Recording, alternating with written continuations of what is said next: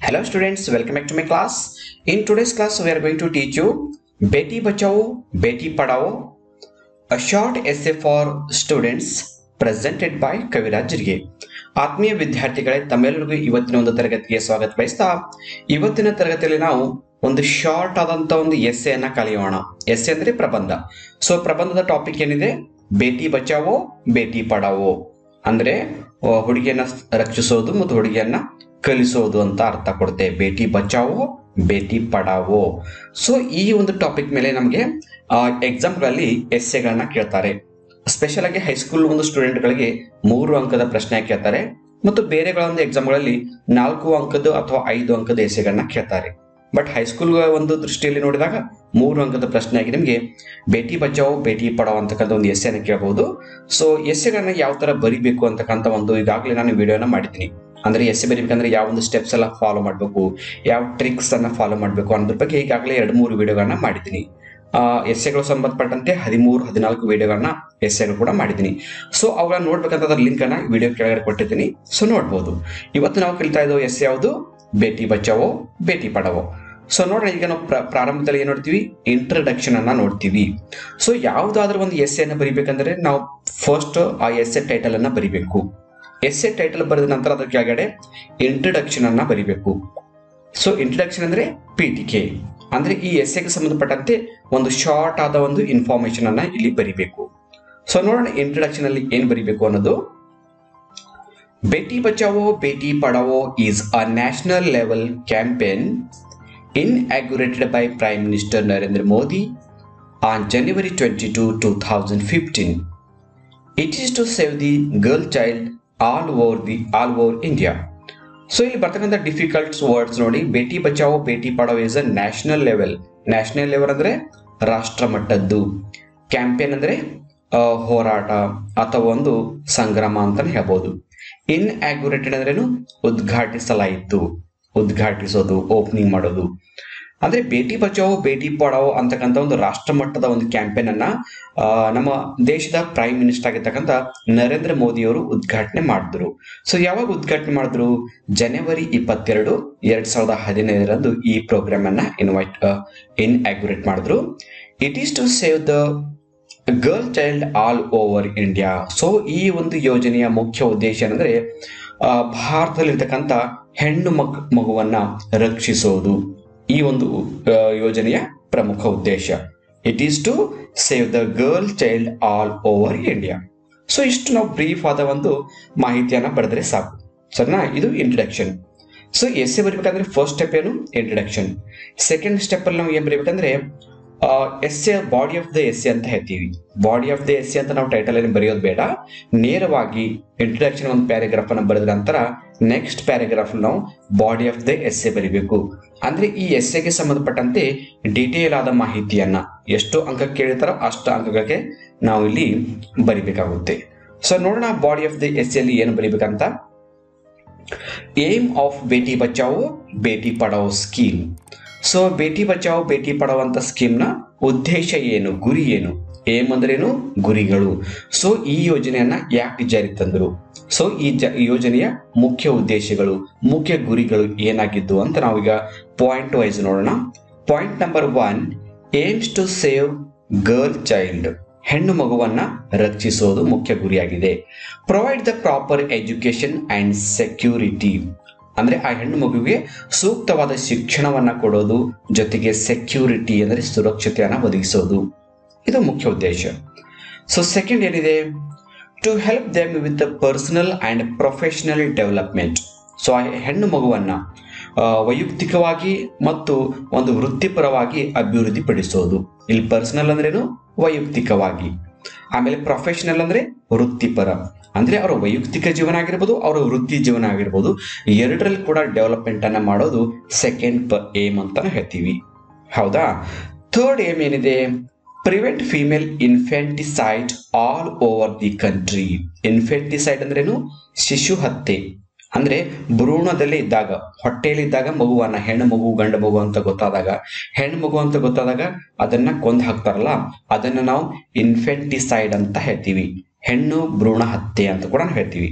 ಶಿಶು ಹತ್ಯೆ ಅಥವಾ ಹೆಣ್ಣು ಭ್ರೂಣ ಹತ್ಯೆ. ಸೊ ಈಗ ನಾವು ಕಾಮನ್ ಆಗಿ ಎಲ್ಲ ಸಮಾಜದಲ್ಲಿ ನೋಡ್ತಾ ಇರ್ತೀವಿ, ಸ್ವಲ್ಪ ಪ್ರೆಗ್ನೆಂಟ್ ಆದಾಗ ಏನ್ ಮಾಡ್ತಾರೆ ಅಂದ್ರೆ ಮಗುವನ್ನು ಚೆಕ್ ಮಾಡ್ತಾರೆ, ಅದು ಮೇಲ್ ಇದೆನಾ ಫಿಮೇಲ್ ಇದೆ ಅಂತ ಚೆಕ್ ಮಾಡಿದ ಮಗ ಏನ್ ಮಾಡ್ತಾರೆ, ಒಂದ್ ವೇಳೆ ಹೆಣ್ಣು ಮಗು ಅಂತ ಗೊತ್ತಾದಾಗ ಅದನ್ನ ಅಲ್ಲೇ ಇನ್ಫೆಂಟಿಸೈಡ್ ಮಾಡ್ತಾರೆ, ಶಿಶು ಹತ್ಯೆ ಮಾಡ್ತಾರೆ.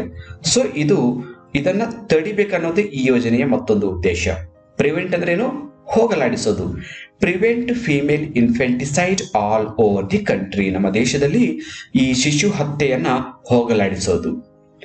ನೆಕ್ಸ್ಟ್ ಫೋರ್ತ್ ಪಾಯಿಂಟ್ ಏನಿದೆ, main aim to prevent the drop in the female sex ratio, ಅಂದ್ರೆ ಹೆಣ್ಣು ಮಕ್ಕಳ ಸಂಖ್ಯೆಯ ಅನುಪಾತದಲ್ಲಿ ಏರುಪೇರು ಆಗೋದನ್ನ ಹೋಗಲಾಡಿಸೋದು. ಈಗ ನೋಡ್ತೇವೆ ನಾವು 1,000 ಪುರುಷರಿಗೆ ಇಷ್ಟು ಹೆಣ್ಣು ಮಗು ಅಂತ ಒಂದು ಜನಸಂಖ್ಯೆ ಪಾಪ್ಯುಲೇಷನ್ ಅಲ್ಲಿ ನಾವು ನೋಡ್ತಾ ಇರ್ತೀವಿ. 1000 ಪುರುಷರಿಗೆ 800 ಅಥವಾ 900 ಹೆಣ್ಣು ಮಕ್ಕಳು ಇರೋದನ್ನ ನಾವು ಕಾಣ್ತಾ ಇದೀವಿ ಜನಸಂಖ್ಯೆಯಲ್ಲಿ. ಅಂದ್ರೆ ಗಂಡು ಮಕ್ಕಳ ಸಂಖ್ಯೆ ಜಾಸ್ತಿ ಆಗ್ತಿದೆ, ಹೆಣ್ಣು ಮಕ್ಕಳ ಸಂಖ್ಯೆ ಕಡಿಮೆ ಆಗ್ತಿದೆ. ಇದನ್ನ ಹೋಗಲಾಡಿಸೋದು ಕೂಡ ಈ ಯೋಜನೆಯ ಉದ್ದೇಶ. ಅದನ್ನ ನಾವು ಏನ್ ಹೇಳ್ತೀವಿ, main aim to prevent the drop in the female sex ratio, ಹೆಣ್ಣು ಮಕ್ಕಳ ಒಂದು ಅನುಪಾತದಲ್ಲಿ ಕಡಿಮೆ ಆಗ್ತಕ್ಕಂಥದ್ದು ಒಂದು ಕಡಿಮೆ ಮಾಡೋದು, ರೈಟ್. ಸೊ ಇನ್ನೊಂದು ಏನು ಉದ್ದೇಶ, encouraging the improvement of the women status in the country. So ಈ ಒಂದು ಜಗತ್ತಿನಲ್ಲಿ ಅಥವಾ ದೇಶದಲ್ಲಿ ಹೆಣ್ಣು ಮಕ್ಕಳ ಒಂದು ಸ್ಥಿತಿಯನ್ನ ಸುಧಾರಿಸೋದು, ಹೆಣ್ಣು ಮಕ್ಕಳ ಒಂದು ಪರಿಸ್ಥಿತಿಯನ್ನ ಸುಧಾರಿಸೋದು ಈ ಯೋಜನೆಯ ಇನ್ನೊಂದು ಉದ್ದೇಶ. ಟೋಟಲ್ ಆಗಿ ಬೇಟಿ ಬಚಾವೋ ಬೇಟಿ ಪಡಾವೋ ಒಂದು ಸ್ಕೀಮ್ನ ಉದ್ದೇಶನು ಹೆಣ್ಣು ಮಕ್ಕಳನ್ನ ಸುರಕ್ಷತೆಯಿಂದ ಇರೋದು, ಅವರನ್ನ ಶಿಕ್ಷಣ ಕೊಡೋದು, ಅವರನ್ನ ಸಮಾಜದ ಮುಖ್ಯವಾಹಿನಿಗೆ ತರೋದು, ಅವರನ್ನು ಕೂಡ ಗಂಡು ಮಕ್ಕಳ ಸಮಾನವಾಗಿ ಬೆಳೆಸ್ತಕ್ಕಂಥ ಒಂದು ವಾತಾವರಣ ಕ್ರಿಯೇಟ್ ಮಾಡೋದು, ಅವೇರ್ನೆಸ್ ತರೋದು ಈ ಯೋಜನೆಯ ಗುರಿಗಳು ಅಂತ ನಾವಿಲ್ಲಿ ನೋಡ್ಕೊಂಡಿವಿ. ಸೊ ಇದು ಬಾಡಿ ಆಫ್ ದ ಎಸ್ಸೆಯಲ್ಲಿ ಬರ್ದಿವಿ ಏಮ್ ಅಂತ. ಸೊ ಮತ್ತೆ ಏನ್ ಬರಿಬಹುದು, next difficulties in implementing this scheme. Implementing ಅಂತ ಏನು, ಜಾರಿಗೆ ತರೋದು, ಅಂದ್ರೆ ಜಾರಿಗೆ ತರೋದು ಈ ಯೋಜನೆ.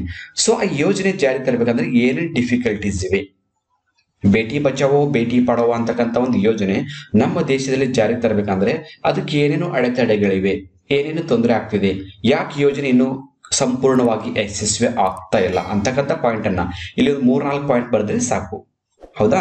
ಸೊ ನೋಡೋಣ ಏನೇನು ತೊಂದರೆಗಳಿವೆ. Point number 1, the mindset of people remains same even giving awareness.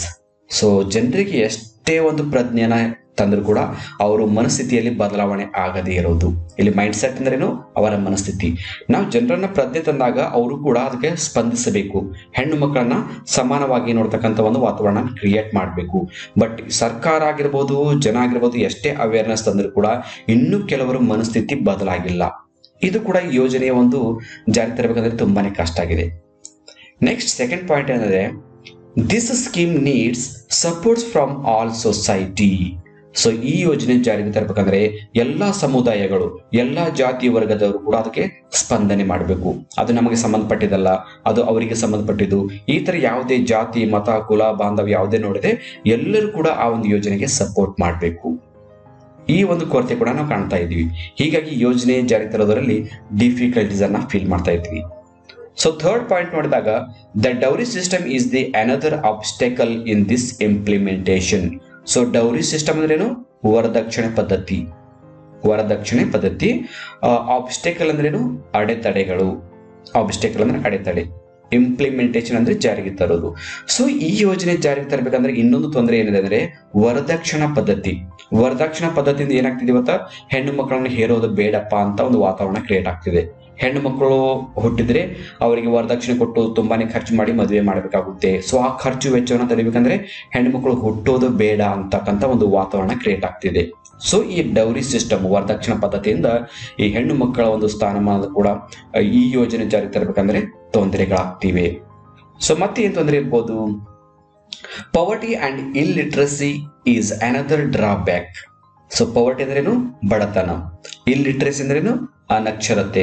ಇದು ಕೂಡ ಇನ್ನೊಂದು ಡ್ರಾಬ್ಯಾಕ್ ಅಂತ ಹೇಳ್ಬೋದು. ಅಂದ್ರೆ ಯೋಜನೆ ಜಾರಿ ತರುವುದರಲ್ಲಿ ಇದು ಕೂಡ ಹಿನ್ನಡೆ ಆಗ್ತಿದೆ. ಡ್ರಾಬ್ಯಾಕ್ ಅಂದ್ರೇನು, ಹಿನ್ನಡೆ. ಬಡತನ ಆಗಿರ್ಬೋದು, ಅನಕ್ಷರತೆ ಆಗಿರ್ಬೋದು, ಈ ಎರಡರಿಂದ ಕೂಡ ಜನ ಏನಾಗ್ತಿದೆ, ಈ ಹೆಣ್ಣು ಮಕ್ಕಳ ಹೇರೋದ್ರ ಬಗ್ಗೆ ಸ್ವಲ್ಪ ತಾತ್ಸಾರವನ್ನ ಪಡಿತಾ ಇದ್ದಾರೆ. ಸೊ ಈ ಎಲ್ಲ ಒಂದು ತೊಂದರೆಗಳಿವೆ. ಈ ಯೋಜನೆ 100% ಜಾರಿಗೆ ಆಗ್ಬೇಕಂದ್ರೆ ಈ ಎಲ್ಲ ಯೋಜನೆಗಳು ಕೂಡ, ಈ ಯೋಜನೆಯಲ್ಲಿ ಈ ತೊಂದರೆಗಳಿವೆ. ಸೊ ಇಷ್ಟನ್ನ ನಾವು ಬಾಡಿ ಆಫ್ ದ ಎಸ್ಸೆಯಲ್ಲಿ ಬರಿಬೇಕು.